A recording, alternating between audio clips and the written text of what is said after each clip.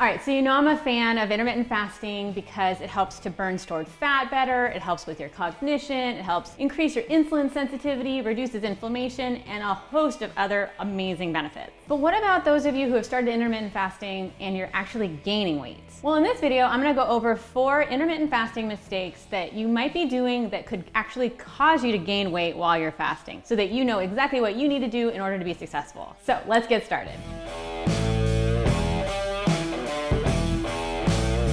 Intermittent fasting, also called IF, is just a way to approach when you're eating your food. It's not really about a diet, it's specifically just the timing of when you have your food, called the feeding window, and when you have your fast, called the fasting window. But basically, intermittent fasting allows you to follow whatever diet you choose, whether it's keto, paleo, vegan, clean eating, gluten-free, whatever it is, just regular eating. All of those work within an intermittent fasting lifestyle. It's not that you have to follow a specific diet plan in order to do IF. So given all of that, it's important to understand, in order to reach our weight loss goals, if that's what you're looking for, you're probably going to want to find a way to eat healthy along with your intermittent fasting so that you can be more successful and reach your goals. So just because you're doing IF doesn't automatically mean you're going to lose weight, but it can make the process way easier and a lot more efficient for weight loss if you follow some guidelines.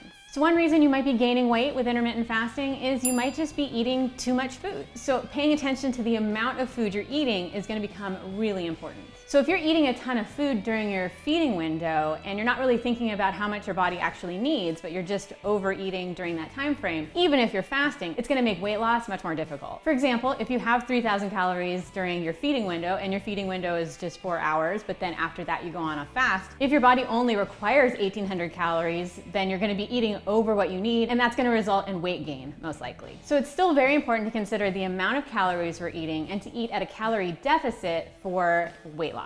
If you think this might be the reason why you're gaining weight, then you can simply just start tracking the food you're eating using an app like MyFitnessPal, or just writing everything down and paying attention to the calories you're eating versus what you probably should be eating. And if you need to know what you should be eating, I have a video on how to calculate your macros that goes through all sorts of detail on how to calculate exactly the amount that you need in order to reach your goals. Just like it's possible that you're eating too many calories, another intermittent fasting mistake is you might be eating too few calories. While at face value, eating too little calories sounds like it might be better for weight loss, in fact, there's actually a few problems that this causes. First, it can cause you to be super hungry during your fasting window, so then when you do have your eating window open up, you binge eat and you overeat because of how hungry you are, rather than just having a stable way to approach your food and feeling content with the food you're eating. Second, your body might actually start to store more fat in your body because it recognizes that it's not getting what it needs on a daily basis. So it wants to store as much as it can so that it has energy for later. Your body is really smart, so it's going to do what it can even if you're not giving it enough food. Again, understanding your macronutrient needs is a really valuable tool so that you don't either overeat or undereat and you eat to meet your goals. In general, if you're only eating about 1,000 to 1,300 calories in a day, that's just not enough food for what your body needs, and you likely should be eating more. Another intermittent fasting mistake that might be leading to your weight gain is you might not be eating enough protein. So like I mentioned before, with IF, you really don't have to follow any specific diet plan. So that means theoretically, you could be doing intermittent fasting and eating a bunch of junk food. So given that, it's really important that you pay attention to the food you are eating and how it breaks down, and making sure that you're getting enough of those macronutrients, the carbohydrates that are in the complex form, the protein, and the fat. So if you're gaining weight, it's really important to pay attention to what you're eating. If you think about what you're eating and you realize that you're having a lot of pizzas and pastas and breads and refined carbs and even a lot of fruit smoothies without extra nutrients in there, those extra carbs still add up, and you need to kind of understand what you're eating as a whole to make sure you're eating your complete macronutrient needs.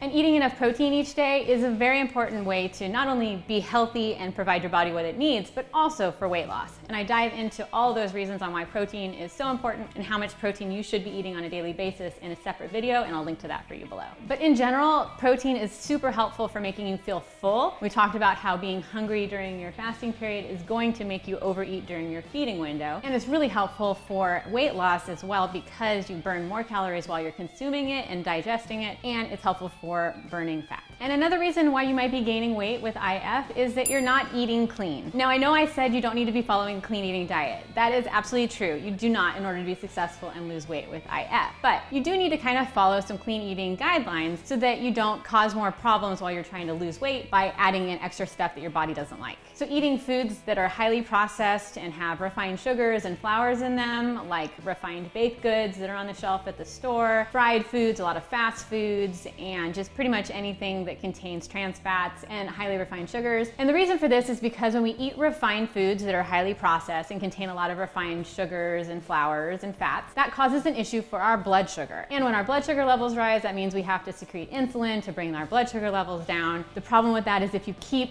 eating that way and you keep causing your insulin to rise, you're going to become less and less sensitive to that insulin, and you're going to constantly have more insulin in your system to keep those blood sugar levels down. The beauty of intermittent fasting and having those fasted states is that we can actually help increase our insulin sensitivity and make all of that better. But if you're eating processed foods and causing your blood sugar to rise during your feeding window higher than normal, that's kind of working against you when you're trying to lose weight. And this is especially true with refined sugars. So when you have refined sugar, it causes a dopamine overload in your receptors, and so basically you just start craving these sugars more and more, and it kind of becomes a drug. You have this dependency on this thing and you start having all these cravings, and you just really want more and more sugar. That's why we find it so hard to stop eating sugary foods, is because it actually has an effect on our brain. So instead of eating highly refined sugars, look for complex carbs like sweet potatoes and apples and vegetables and quinoa and foods that are just whole foods rather than highly refined sugars.